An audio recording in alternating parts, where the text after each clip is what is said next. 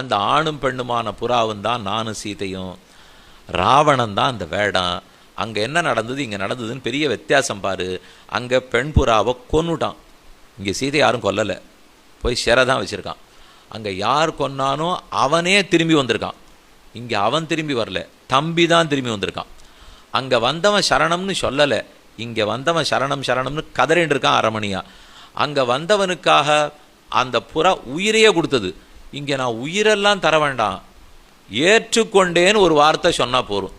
என்ன தெரியுமா நடந்திருக்கணும் சுக்ரீவா? சீதையை ராவணன் கொன்னு இருக்கணும், கொன்ன ராவணனே திரும்பி வரணும், வந்தவன் சரணம்னு சொல்லியிருக்கக்கூடாது, அவனுக்காக நான் என் உயிரை கொடுத்துருக்கணும்.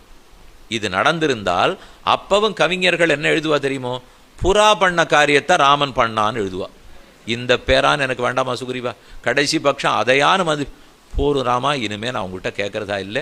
ஏன்னா அவர் பேச ஆரம்பிச்சே ராமன் என்ன தெரியுமா சொல்கிறார்? மமாபிச்ச விவக்ஷாஸ்தி காச்சித் பிரதி விபீஷணம். இதுதான் பேச்சு சாமர்த்தியனுடைய உச்சி. ஒருத்தர் நம்ம சொன்னதையே கேட்க மாட்டா, இஷ்டத்துக்கு பேசின்னு இருக்கான்னு வச்சுங்க, நான் பேசுகிறேன் கேட்க போறீங்களா இல்லையா? நான் நிச்சயமாக கேட்க மாட்டான். அதனால தான் ராமன் கை கூப்பிக்கிறார். எனக்கும் விபீஷணனை பற்றி சொல்லுவதற்கு 2 வார்த்தைகள் இருக்கின்றன, சொல்லலாமா? உங்கள் அனுமதி உண்டா? மமாபிச்ச விவக்ஷாஸ்தி காச்சித் பிரதி விபீஷணம். ஏதோ துளி சொல்லணும். அப்போ குரங்கெல்லாம் நடுங்கியே படுத்து, ராமா நீ ஆணையிடணும், நீ என்ன இப்படி கெஞ்சி கேட்டுருக்க, நீ சொல்கிறது சட்டம்னா இதை உங்கள் வாயில் வரவழைக்கிறதுக்கு தான் இப்படி இறங்கி பேசினேன் அப்படிங்கிறதுக்காக எடுத்து சொன்னார்.